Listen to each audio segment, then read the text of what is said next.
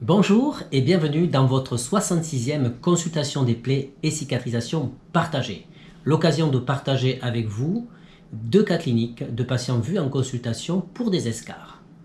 L'occasion aussi de réviser les stades de la classification clinique des escarres, d'où revoir ensemble la technique du pont de mousse en thérapie par pression négative et de vous présenter une complication qui m'a contraint d'arrêter la TPN et ce malgré de bons résultats sur la nécrose.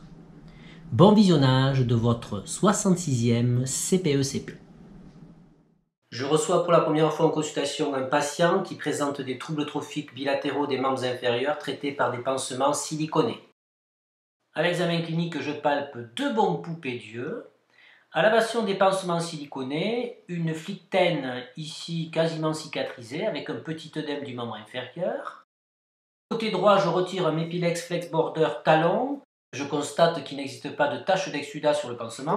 Donc a priori pas de plaie, mais la présence d'une escarre de stade 0 avec un érythème qui est réversible à la pression digitale. Du côté contralatéral, une flictène qui correspond à une escarre de stade 2. Comme je vous l'ai déjà mentionné dans d'autres CPE-CP, pour la flictène, on fait une petite incision déclive, on évacue son contenu et on garde le décollement épidermique comme pansement.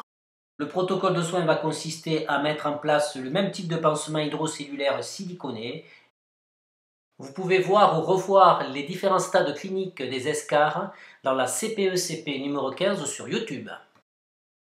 Un patient que je revois en consultation pour une escarre de stade 3 voire 4, c'est la deuxième consultation, il était suivi dans un autre centre. Localement, j'avais effectué un prélèvement avec la présence d'un staphylocoque. Il y a une antibiothérapie adaptée par voie orale. J'avais instauré un protocole à base d'un hydrofibre, l'exufiber, qui nous permet de drainer les exsudats de la plaie vers le pansement secondaire qui est un super absorbant. Avant d'effectuer une nécrosectomie mécanique, je lui ai fait réaliser un échodoppler artériel des membres inférieurs, et ce d'autant plus que le patient est amputé du membre contralatéral. Et cet échodoppler a montré une bonne vascularisation distale et l'absence d'AOMI. Je peux donc me lancer dans une nécrosectomie mécanique. Cette nécrose est constituée, le geste est compliqué, se solde par un saignement car le patient est sous anticoagulant. Je vais faire un pansement hémostatique alginate et le convoquer pour mettre en place une thérapie par pression négative dans le cadre de l'HAD.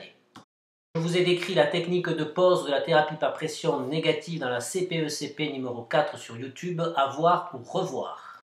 Ce patient va bénéficier d'une technique du pont de mousse que je vous ai décrit dans la CPE-CP numéro 30, pas à pas, lors d'un cas clinique d'escarre sacré chez un jeune patient paraplégique. Nous avons donc l'escarre qui est ici et une mousse qui est collée sur la zone de l'escarre et le pont de mousse qui chemine jusqu'à une zone ici, avec ici bien sûr une protection de la peau, et l'aspiration qui va se faire à distance.